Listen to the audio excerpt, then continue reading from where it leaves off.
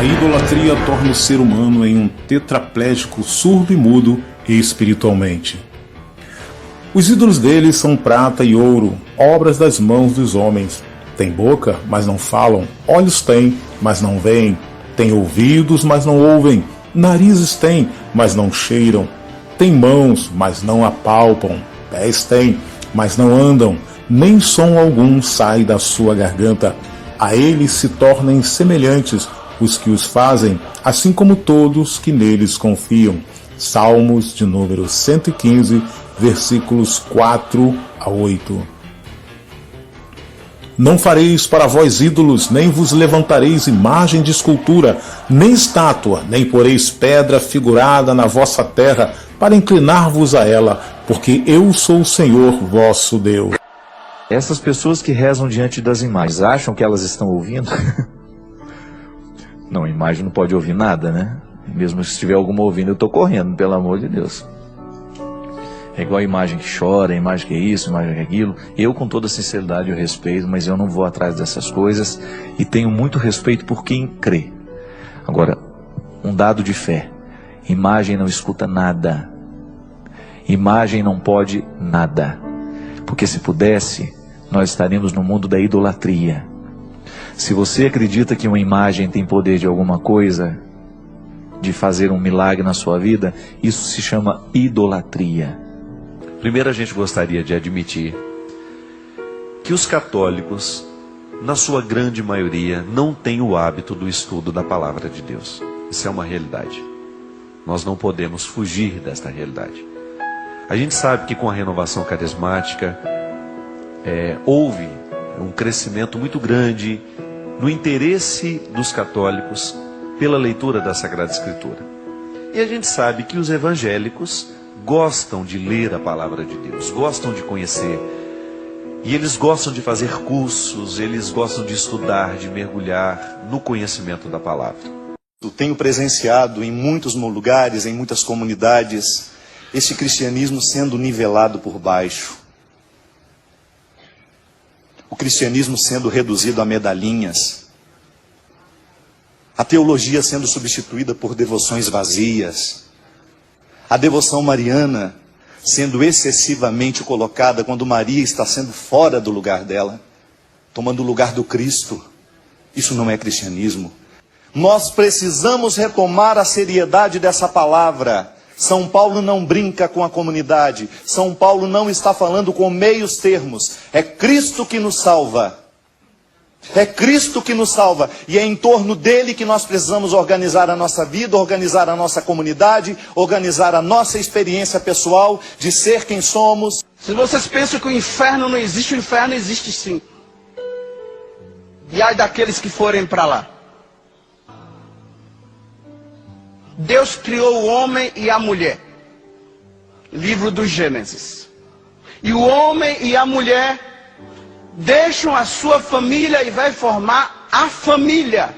Como é que dois homens ou duas mulheres vão formar uma família? Vai nascer como? De um útero de plástico? É um útero de plástico? Todo mundo caladinho, todo mundo aí, como se tudo estivesse bem, está tudo ótimo. Não está ótimo, não. Não. Se souberem que eu desapareci, foi porque eu falei tudo isso aqui. Mas eu prefiro morrer com a verdade do que viver na mentira e depois ir para o inferno.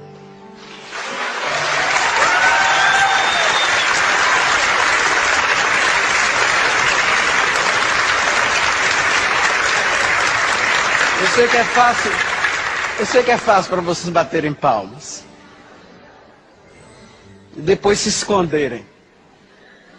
E depois não se pronunciarem. E não se dizerem. Com medo. Mas é fácil bater palmas.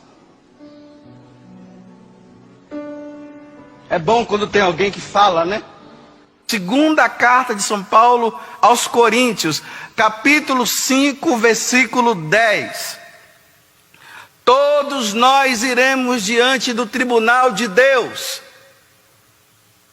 Ao chegarmos lá, iremos prestar contas dos nossos atos, bons ou maus, cometido neste corpo. Você está pronto? Porque Jesus é bom, Ele é misericordioso, Ele me ama, Ele é tudo. Mas e aí, você vai largar essa bebida ou não vai? Você vai largar esse adultério ou não vai? Você vai ou não vai parar com essas práticas homossexuais? Cuidado com essas celebrações de missa de corpo presente, de 7º dia e de 30º dia, em que você coloca a intenção ali e depois o padre diz que ele está no céu, viu? Toma cuidado com isso.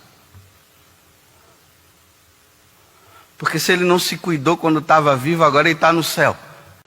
Levou uma vida errada até morrer, agora está no céu. Não se enganem.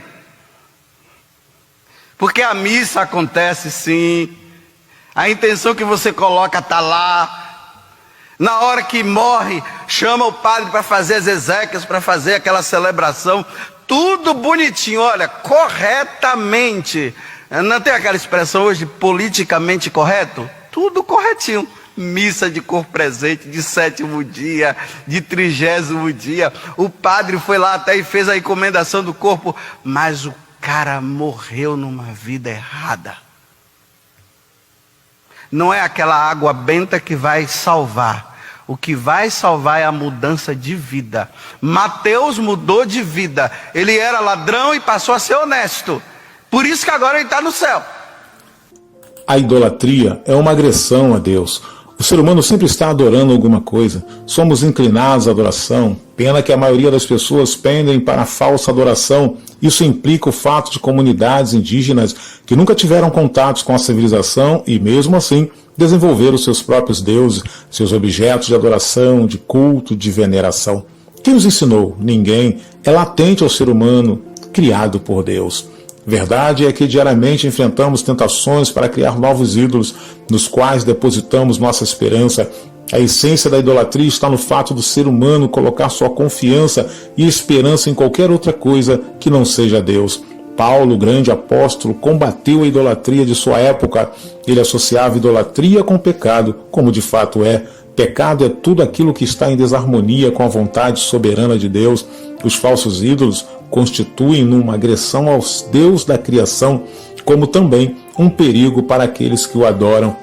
No Salmo de número 115, versículo 8, o autor fala de um efeito espiritual na vida daqueles que colocam falsos deuses no lugar do Deus verdadeiro. Trazendo o assunto para os dias atuais, certos ídolos são mais sutis e difíceis de serem detectados. Idolatria pode não envolver negações explícitas da existência de Deus ou do seu caráter. Ela pode vir também na forma de um afeto excessivo a algo que é, em si mesmo, perfeitamente lícito.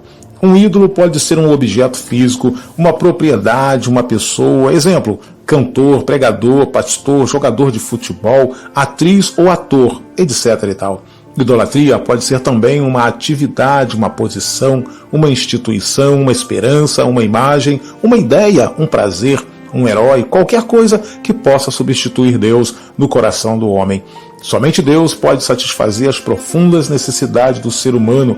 Qualquer pessoa ou coisa em que colocamos nossa esperança de realização e que se torna mais importante que Deus podem se tornar deuses, que atraem e controlam sutilmente nossas vidas. Tudo aquilo que ocupa o lugar de Deus na vida de alguém está relacionado com os ídolos do coração, e seríamos sábios se atentássemos ao conselho amoroso do apóstolo Paulo. Por isso, meus irmãos amados, fujam da idolatria. 1 Coríntios, capítulo 10, versículo 14.